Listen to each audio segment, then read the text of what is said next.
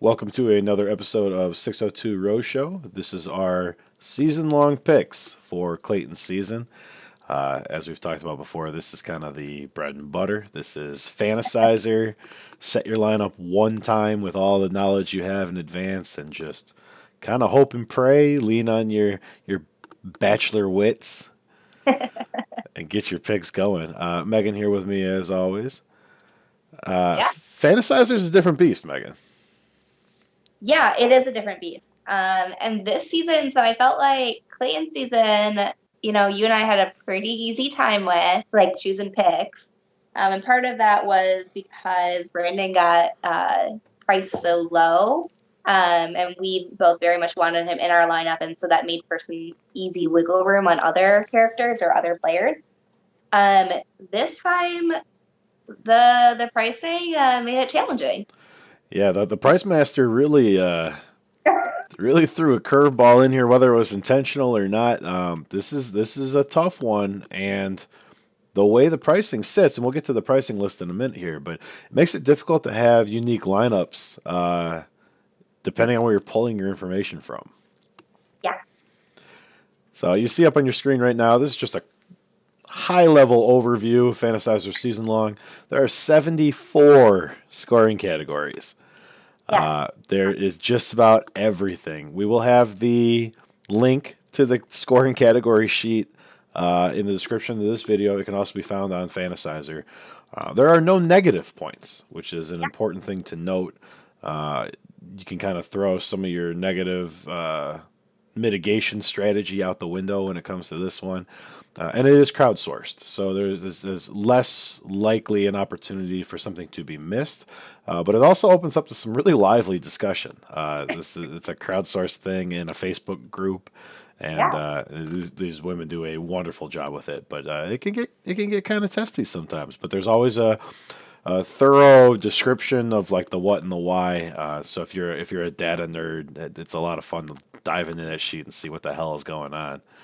Yeah. Well, I Uh, know I talked about it during our Michelle season recap, but it was the first time I really dove into that Excel sheet to grab some of the data and pull for some themes. And it was quite fun to read some of the comments. there's a lot there. Yeah. So, Megan, I thought it would be kind of fun for us each to pull out some of our favorite scoring categories out of the 74 possible. Yeah. I'm going to go ahead and go first, and we can just go back and forth. Okay. My favorite is misusing a word or phrase because now I'm going to take a shot here. I'm going to say something mean. A Okay. lot of these girls are really dumb. Yeah. So this is a great category because they will say things that they think are like sayings and Mhm. just jumble them all to hell, and it's fantastic. Yeah. And it Yeah. Or usually try. makes for a good laugh or a drink, depending on the rules of the drinking game you play while you watch. Yeah. What do you have up first? Up first, I have hot tubbing, because it's usually really awkward.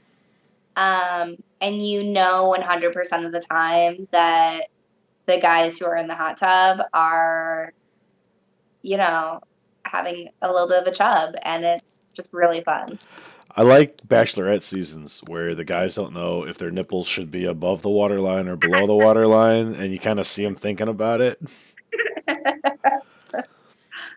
Uh, What do you have for two? My second one is first to run up and greet Clayton. You know, like in a group date where they're all running down the path and they run up. And I'm going to throw my third one in here real quick and let you go back to back because it directly ties in. It's when they run up and jump and give that leg wrap hug. And I Mhm. love that. I love the dead sprint competition to get there and then those leg wrap hugs. And Clayton's a big dude, and some of these girls are real small. So I think it was actually the Bachelor's Instagram account was making fun of it. We Yeah, got we got a lot of leg hugs coming this year, so this is a scoring category I'm really excited for. it is. I would definitely be one of the girls who's just pulling up the rear walk-in. I'll get there eventually. So two of my favorites here are girls saying, "I'm not here to make friends." Because that one always just like it strikes me as being so snarky and so just mean, and I love it. It's great. Um, and then one of the things I love tracking is being called first in the rose ceremony. And so that's I had to put it on my list. What did you have for number four? Yeah, I just want to jump back to that being called Uh, first one because you've talked about that a few times on this show. yeah, And there's a lot of data. There's a lot of data for first and last in the rose ceremonies. So yeah, interesting thing to watch. yeah. My Yep. last one is newer. I think it was Hannah B's season.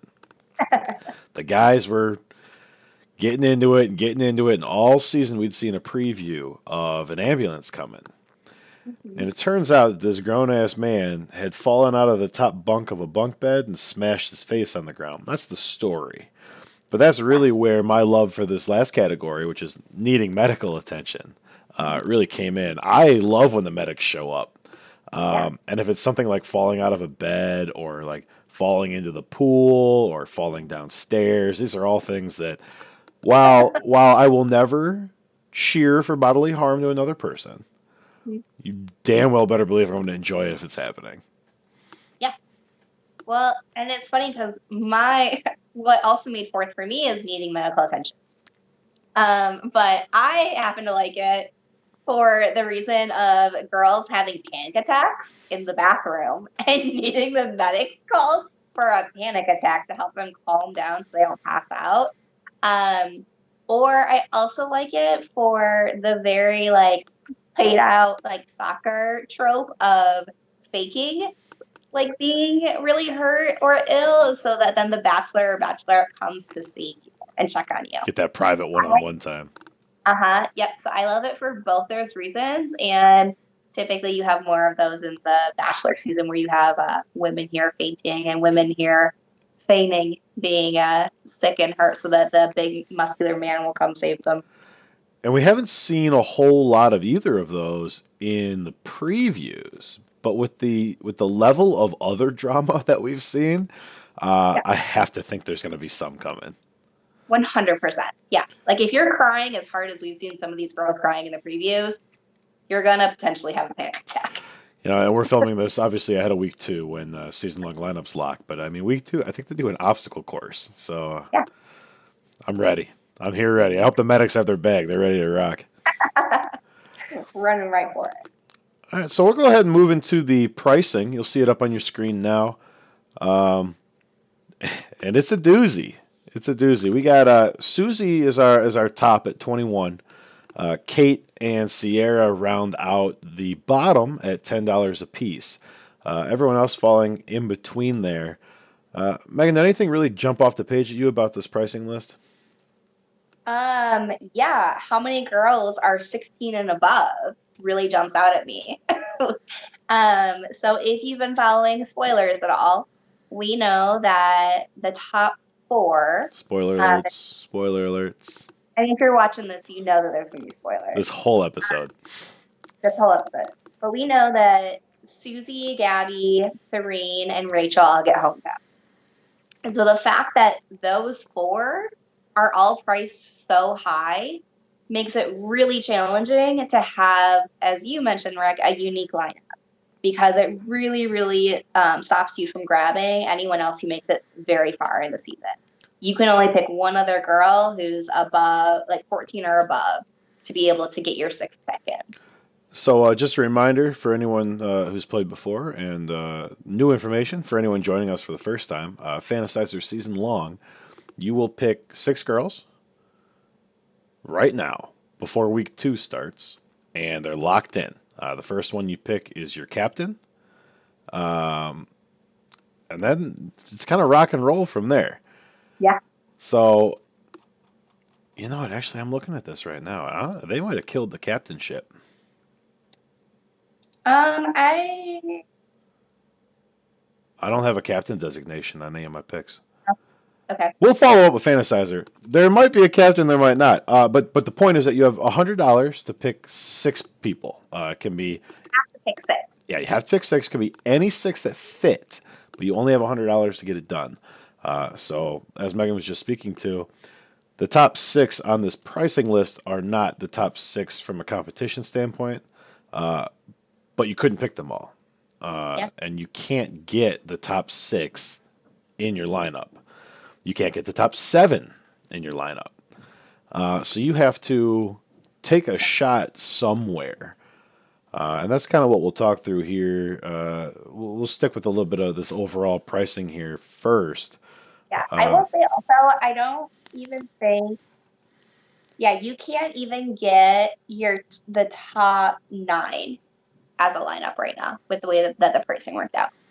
I try to equate fantasy bachelor back to other fantasy sports Yeah. um, as much as I can. Right, we're very new in this space. There's not such a thing as a fantasy bachelor podcast other than ours. Yeah. So for anyone coming from fantasy baseball, fantasy football, what this pricing structure this season is making you do is punt a category, essentially. If you played other sports, you'll know that term. This is not drafting a defense in your snake draft. This is punting steals in fantasy baseball. You have to take someone that you know is going to be less than and essentially give up that position in order to fit all the other things you're trying to do. Now, there's several ways to do that, Yeah. and I'm sure that's where this conversation will turn for me and Megan. Yeah. When I saw this price list come out, I was upset. We had just gotten back from bottomless sushi. We're having some drinks, and I start clicking, right? Because I know the top six. It's burning in my head because we've been going through so much of this stuff, and I'm not even close. Not even close to fitting in under the salary cap. No. So, So, what strategy did you use then to pick your top 6 or the 6 girls that you have? all right. So for me, guys, again, this will be the last time we do the spoiler alarms. This is a spoiler episode. Um, I have Susie winning Mm-hmm. based on a whole bunch of things that I've seen. But regardless of who you have winning, we know the final three. Mm-hmm. We know your final three. So we got Susie, Rachel, Gabby. So when I'm building my roster, that's where I started. I put Susie, Rachel, and Gabby in. Lock that in. There is no way I was not having those three. So then I start to move backwards from there and try to maximize the points because I saw I was already in a really bad spot from a cash standpoint because those three I think is $57 Yeah. all on their own. Um, and the way the pricing's built out, a lot of the other girls I wanted were a little more expensive. Megan, I don't remember if you mentioned it on this show or on the pick show, but Mm-hmm. Serene rounds out your top four. So I really wanted to have Serene in my lineup. Uh, so that's where I went next, just to see from a cost standpoint where I fell. And God, once you take Serene, your options get really, really thin. Yeah. You have $25 to work with for 2. Yeah. So, you want to roll through your thinking on the top, or you want me to keep going through the bottom of mine here? Well, go ahead and go through the bottom of yours because All right. because I used a very similar approach up until I saw what your picks were, and then I reverted to an alternate plan. I'm going to go ahead and jump off the pricing over to our picks, just so the picks are up on the screen there. So you'll see mine, as we just talked about, Susie, Gabby, Rachel, Serene at 21, 19, 18, and $17. Um, so I went Sarah. I had Sarah firmly in my top seven. Mm-hmm. It really, for me, was between Sarah, who we know does well, and Genevieve, who we knew was some drama. Being able to save $5 going with Sarah over Genevieve when Sarah goes deeper ish in the competition, a little further depth of competition, I decided to go with Sarah. The cost savings was there. Now, I clicked back and took Genevieve and realized that it wouldn't work. Yeah. So that finalized the decision for me in my mind. I was gonna go with the drama edit. I was gonna go with that disaster, especially again in Fantasizer season long, no negative points. Hmm. So you can capitalize on all of Genevieve's bullshit without being punished for the downside of it. Yeah. Uh, so I went back and I pulled Sarah off. I put Genevieve in. I'm like, oh shit, I'm completely out of money. Yeah. So I popped Sarah back in, and it left me with two options, and it was Kate or Sierra, both who don't go real deep in the competition, and both who are just dreadfully boring. Uh, Really, for me, it was just depth of competition. So Sierra lasts, I think, one more week than Kate does, and I mean, that's kind of the way I had to go with it. Yeah. No. And that was where I was too. So I originally had the exact same lineup as you. Um, and you obviously beat me to putting yours in the PowerPoint. Um, because you're the master of it anyway.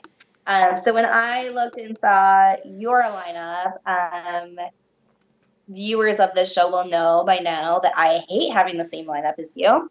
So it means I can't beat you. And I don't want to tie. Plus, I like to keep things interesting.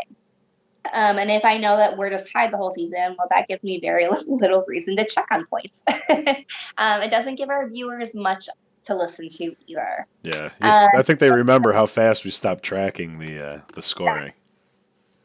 we were tracking it, but you were trying to save my feelings from having my other pick go home so early. And so I I have two other options I'm debating. And so my lineup will be one of the two alternatives I'm about to talk about. Should I insert a surprised face? The Megan's not fully set on her picks yet. And part of this too is I only looked at the pricing an hour before we started filming, or we filmed this. So you've had a full 12 hours to process your frustration at the pricing, and I have not yet. It So that's my argument for why it's not set. kept me up all night. I was tossing and turning, trying to figure out whether I wanted Sierra in my lineup or not. So the way I have it here is to, similar to you, to take the top four, the four girls that we know are going the farthest, and then go for the drama edit of Shanae, knowing that she has drama with both Elizabeth and Genevieve. She gets points for going on two on one. Also gets points for leaving and getting sent home for the 2-on-1. So again, that's different than the Rose League. She gets points for being sent home on the 2-on-1. She also will more than likely get points at the Women Tell All, which, as we talked about at the end of the season recap last time, you get points for. So Fantasizer is one of those leagues where they score the Women Tell All. Rose League has traditionally not scored Women Tell All. So last season, Jamie, who was our big drama person, ended up getting over 100 points on the Men Tell All. And so there's a really good likelihood, especially with Shanae causing as much mischief as she causes over the handful of weeks that she's here, that she would bank over 100 points on the Women Tell All. That said, when you look at those 74 categories that Fantasizer has for the season long, there are not a lot of categories that really support a drama edit and choosing a drama person within the season long. The Women Tell All scoring does support that. But throughout the actual season itself and what we're scoring on the season, it doesn't necessarily support that. She would get points, but it would really depend too, on addition to like the drama that she's causing, what she and Clayton are actually talking about. Like if she actually gets into her family, if she actually gets into her life outside of here, right? If she actually starts to develop feelings for him, then I would get points for her or more points for her, and it would make it worth it. And then obviously I have, with taking her, I have very few picks for who to choose next. And similar to you, went with Sierra just for length of stay. So that's one way of doing it. thoughts, comments, questions, Rick? No, I mean, really, what it comes down to is what data you feel comfortable leaning on. Like you said, with 74 scoring categories, there's a lot that can happen. There's a lot of different ways to attack this. And one thing we've talked about in the week to week league is mitigating that downside. And season long fantasizer, you don't have to mitigate downside. All you're trying to do is pull as many points as possible. Yeah. Um, so But yeah, I this season we have to mitigate downside because we can't take all the women that we want. So my other option for those of you who are curious is to actually knock out my top four. So to break that up, in which case I am torn between eliminating Rachel, who I know goes farther, and taking Teddy instead, who doesn't go as far but appears to have some really good chemistry. I know that she also gets a later one-on-one.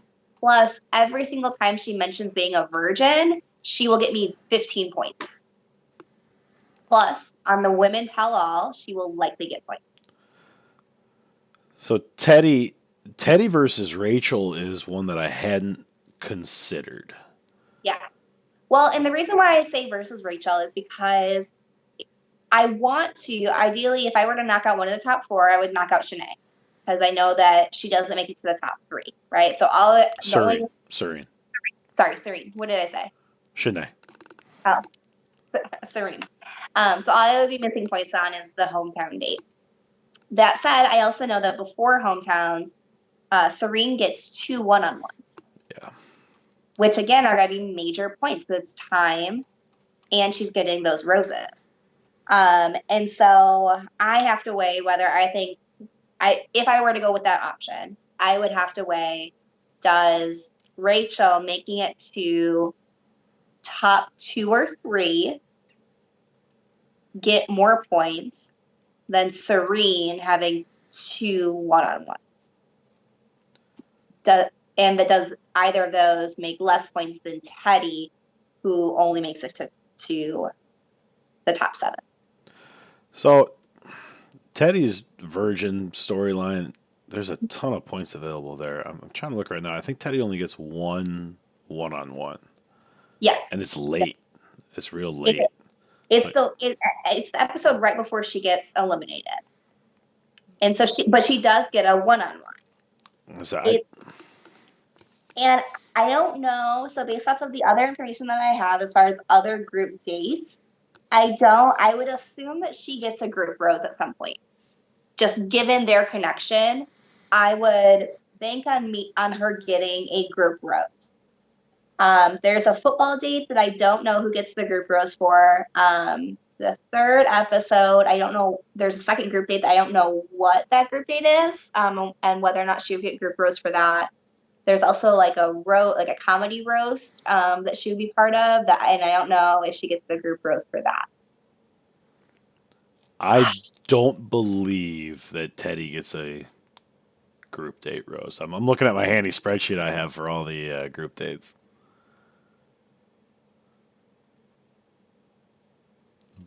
But hey, we'll see.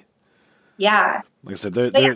with the pricing the way it is, it puts Mhm. us in a real interesting spot, especially if you dive into spoilers and spoilers from multiple sources. Um, Well, and we also at this point, we also don't know who the next Bachelorette is, and you get points for that.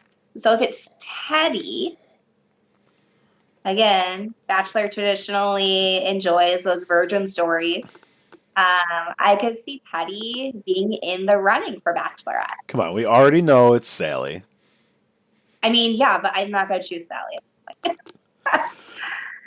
But yeah, I mean, like again, like when you consider women tell all, when you consider some of those like extraneous points, if you wanted to do something other than what rationally and logistically makes sense, which is your lineup, there are options, but they're risky. They're risky options.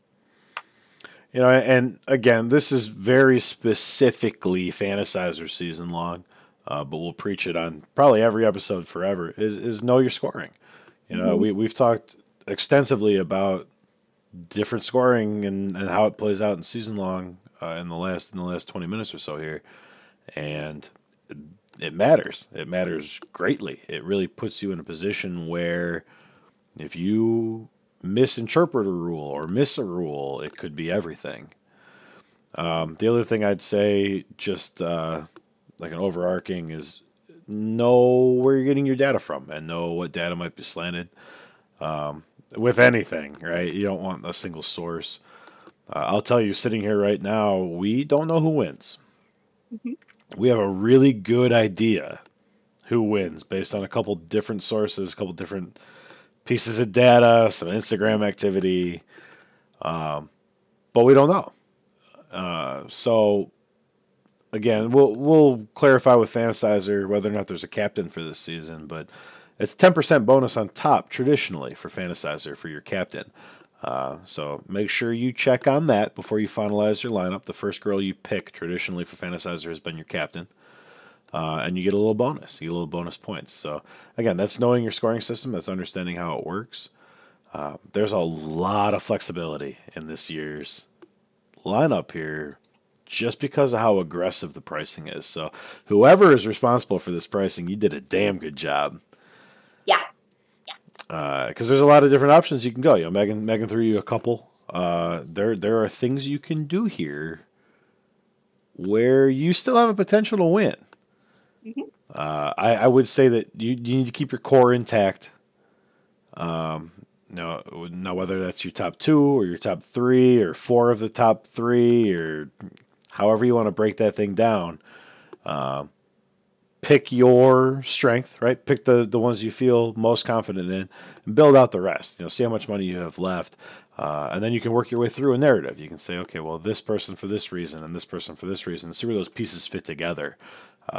Anyone who plays daily fantasy, the work that goes into designing a league based on a salary cap.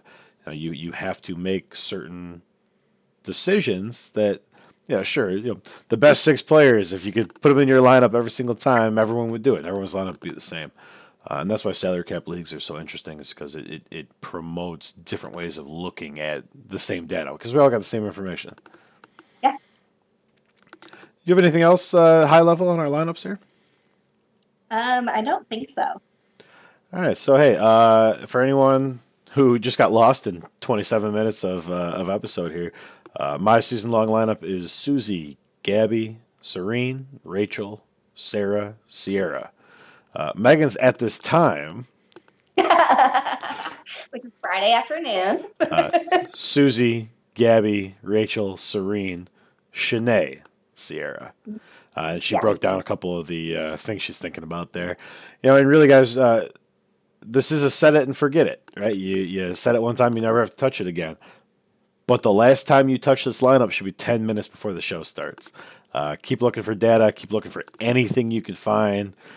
Check your sources on Instagram and Twitter and even TikTok and whatever you could find. Continue to make tweaks and changes right up until the last possible moment.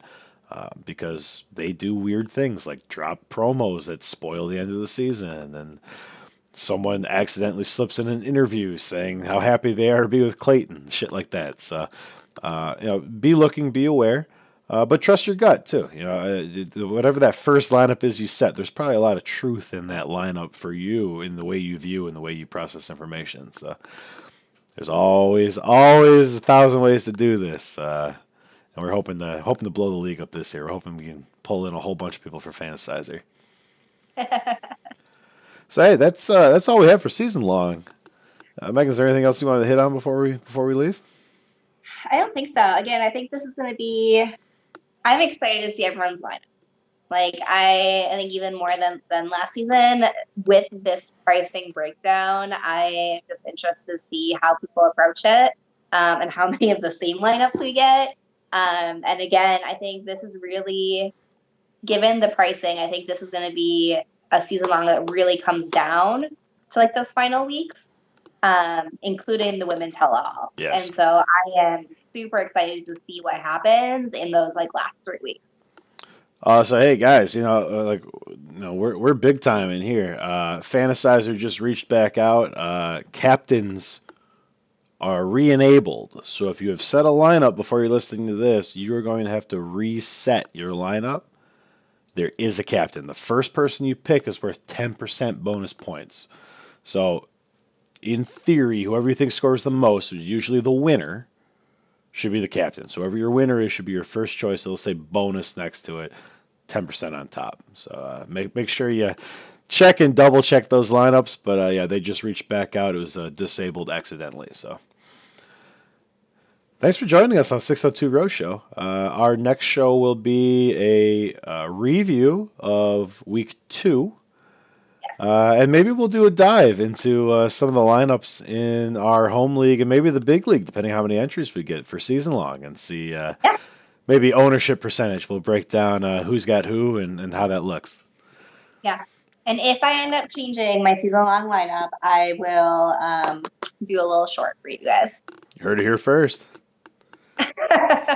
Thanks for joining us on 602 Row Show, guys. Like and subscribe, and happy picking.